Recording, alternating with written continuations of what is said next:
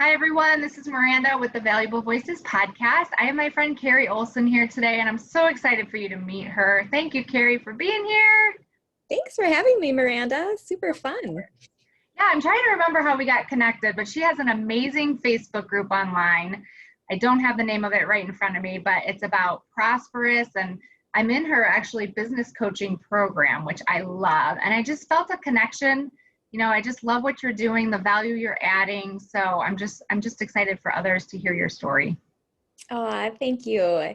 Yeah, it's the Facebook group is called the Profitable Christian Coach for Women. Okay. And yeah, it's a tiny, but mighty community. And Yeah. I'm having so much fun connecting with others there. Yeah. Well, you just add so much value. And everybody, I just know my money mindset has grown, and I think a lot of women, especially in your story, I know you worked with single moms, and just your story is so powerful. So, okay, I can't wait for you to share it. So tell us kind of what happened way back when. I guess it's been maybe 8 years now. Yeah, gosh, sometimes feels like a lifetime ago. And then sometimes I'm like, I just can go back to it in an instant. But yeah, no, I would love to share. So I feel like it started in 2010 when my then at the time husband, he was diagnosed with bipolar. Um, and then that same year, I was diagnosed with cancer. And so that was kind of a lot for us to deal with, especially him. And one day, even before I was, in remission, I came home from running errands and he was sitting there with a backpack on. He had sitting on the front porch just waiting for me. He was like, I'm out of here. It's not fun anymore and I can't do this. I just was Wow. like, oh gosh. Yeah, the rug was absolutely swept out from underneath my feet. So, Three um, kids at the time, right? I can't imagine. I can't imagine that feeling, especially since it sounds like you didn't know it was coming. no, I had no idea. Yeah, they were 4, 6, and 8. Wow. So, yeah, So it then was, what? What do you do from there? well, yeah, there was a lot of healing to do. We tried counseling until he was just like, yeah, this is not working. I felt like I tried everything on my end, but also found out, at that time that he was just not a believer either, that he had played along because he knew it was important to me. And Wow. yeah, when that came out, I was kind of not content, but it was gave me a little bit more peace to be like, okay, Lord, like, is there something better out there for me that you have planned? Yeah. And just kind of, I had to open myself up to that possibility because otherwise it would have been way too much to deal with. But Yeah. yeah, I had a lot of physical healing I needed to do. I was trying to make meaning out of everything I was going through. I did start doing health coaching for other moms with cancer, which I really loved. Yeah. And that didn't go all that well. I mean, from a business standpoint, I loved what I was doing, but it was difficult. My money mindset was not where it needed to be. And I would get on the phone and the moms would be like, I would love to do this, but I have all these medical bills and I can't really pay you. And I'm like, it's okay. Like, let's just Yeah. get started. I mean, how do you say no to a mom with cancer that you know Well, you can yeah. help? And from what I know, your heart is just so big. So, Oh, yeah. No, it was definitely meant to be for a season. It gave me purpose out of all that I've learned through that. And I did feel like I really helped a lot of women. So good. that was a Good. beautiful thing. Yeah. So then what? I know you were trying to keep the house going. I love your story about your daughter too coming to you. Okay, this is the craziest thing. So yes, I was trying to keep as much stability for my kids as I possibly could. I was an occupational therapist at a public school, so doing that full time in addition to my health coaching, in addition to another network marketing business. So just trying to make ends meet, and yet even with those 3 jobs, I did not make enough to pay our mortgage. Not even really come close. So Right. I paid out of my savings. I took an advance from my 401k loan until I'm like, you know what? This is not a good idea. This is not sustainable. It'll get me through a couple months, but not a good long-term plan. Yeah. So um, Our house went into foreclosure. It was a really sad, difficult, shameful time. I just never thought of myself as being someone who didn't live up to their promises. Yeah. And it was really tough, but um, God had his hand on it all the way through. But it was about the seventh foreclosure notice. So the sheriff actually has to come to your house. They physically hand you the papers. And it was one morning in August of 2015.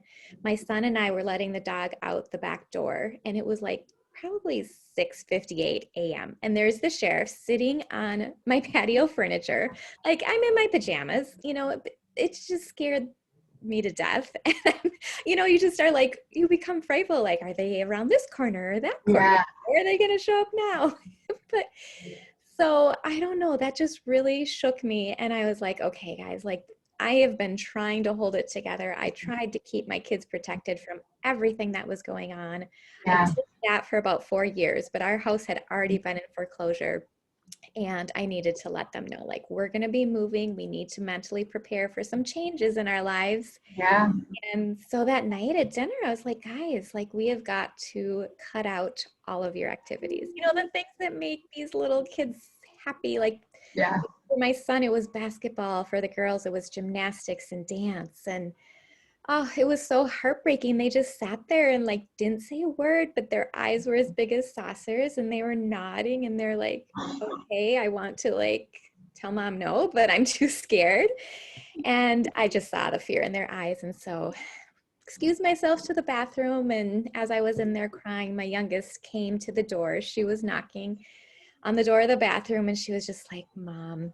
She was standing there with her little pink cheetah print suitcase and she said, I have lots of stuff for us to sell for money. We're going to be okay. And inside her suitcase was like rocks and seashells and books and Barbies and nail polish. It was just like treasures of a little girl. And it broke my heart. And yet it was also the catalyst I needed to be like, okay, Kari, like obviously all this hustle, the mindsets that I had, the excuses I was making, like doing it all on my own was not working. And it forced me to surrender and to learn what was really going on in my life. What did I have responsibility for? What could I control? What could I not? And just gave so much of it to God, but also was really determined in changing things for our family at that point. Right. Wow. So how do you go from there to being, a successful coach like you are? It's the number one thing, which is so kind of contradictory to what the world teaches, is I just listened to God. It wasn't a business strategy because I actually stopped health coaching at that point. I stopped doing all the direct marketing. Yeah. So I was just focusing on me, like, Yes. and God, but like listening and actually doing what Yeah. He was telling me to, just walking in obedience. So that was growing in my faith, my trust, my walk in and with Him. And through that, healing a lot of the lies that I had partnered with, the stories that I thought from when I was a young girl living in a very, very frugal family, that were the truth. And this is just the way it was. And you had to work really hard for money and it can't be easy. I mean, that's what I grew up with. So that's just what I thought. And yet, as I really dug into the truth about what God says about all that He paid for us, so that He came so that we could have life and have it abundantly, that it wasn't all just about like working your knuckles to the bone until you like fall into bed at the end of the day, that it was just, there was so much more that He was offering to us that I was just not accepting. And so, especially during that time, He allowed us to stay in that foreclosed house for 6 years and 2 months. I tallied it all up. It was like $229,000 that I did not have to pay. I didn't know how we were going to pay rent anywhere else, but He was able to make a way, when I was just able to like breathe and be with Him and just trust that He had me as a good father. Yeah. Were there people you followed online, or influencers or programs that you did? And you don't have to say specifically, but again, I know many women that are like, I know there's more, but I don't know where to start or what to do. Yes, so many. I knew I needed help. Yeah. I hired a coach when I did not have money. I had to go to my parents, which as a 30-year-old, mother of three, you're like, oh my gosh, I just had to like build up that 20 seconds of courage and call them and like, Mom and Dad, I need money. Yeah. I'm sure they were happy to help because you would help your kids with anything, but Absolutely. I get And it. so it was, getting out of my own way, even learning. So, oh gosh, I mean, and then it was, learning about, I did go on. I have so many certifications just because I love Yeah. this. So like Dave Ramsey, I'm a Dave Ramsey master financial coach. I like some of what he teaches, but I also feel like there's a bit too much scarcity mindset Mhm. for me. But that was a really good understanding of just a budget and how money is neutral. You just need to steward it well, put it in its place. Yeah. But then also, just kingdom principles. I Yeah. think the first time I ever heard anything bridging, the kingdom and entrepreneurship was with Pedro Adao and 100. Right. And I was like, Mhm. what is this? Like I had, even in my own mind, kept these two things very separate. And Yeah. you can bring them together? Like how cool, how powerful is that? Right. And so many do. Now, are Yeah. you still doing, I don't know this, are you still doing your occupational therapist or now you're kind of on your own entrepreneurship? Yeah, so I'm a consultant because the school that I worked for was a school for the deaf.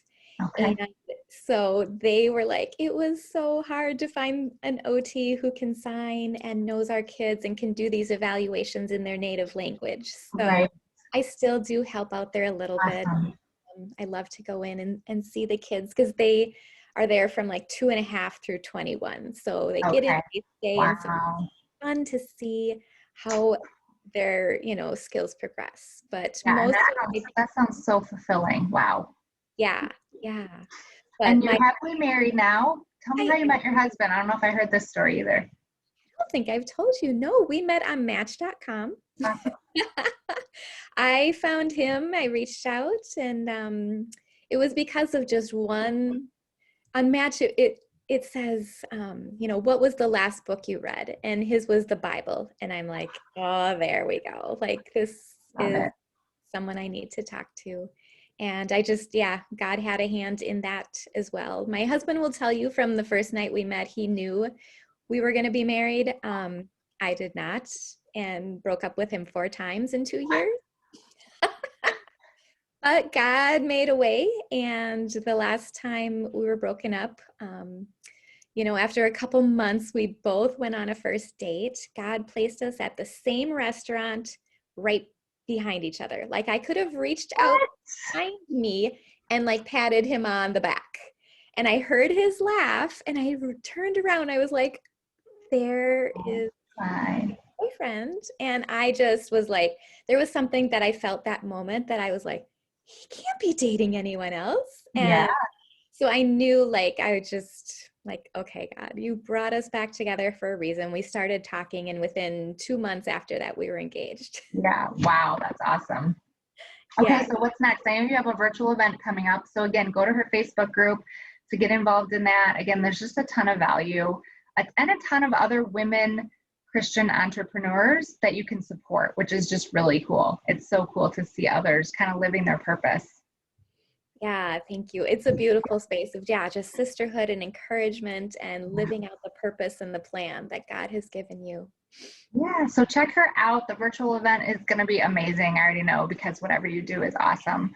And again, just the women, just that connection. So again, my heart is just everybody's voice is valuable. Again, you've been a huge, huge asset in my life, even just in the short time I've known you. So I'm just thankful for you. And again, your heart is so big. Like I remember one of the things I loved about you is I've done many programs and a lot of them are like, you have to sign up today, it's this price. And it's, if you don't sign up in the next 12 minutes, this price is going away. And it's like, oh my gosh, and you want to do it, but you're not sure. And you were like, you know what, pray about it. If it's meant to be, it's meant to be. And that is my heart.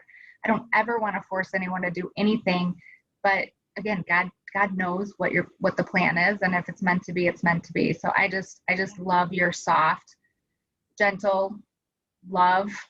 It's just exactly what I needed in the past few months. So just thankful for you. But yeah, jump on her site. And if there's anything in you that, and the word business even sometimes is a little overwhelming, but I just know there's many moms out there that are listening that feel like there's more to life. They're not sure what that is. And this is where I'm at. I'm like, I know there's more in me. I know there's something in me. Sometimes you take the pain and your mess and your hurt and you get to help other people, which I feel like is what you're doing and what is on my heart to do. So again, just check her out. She's pretty awesome. So thank you, Kari, for being on. Thanks, Miranda. I am just so honored and happy that we are connected and we get to be on this journey together.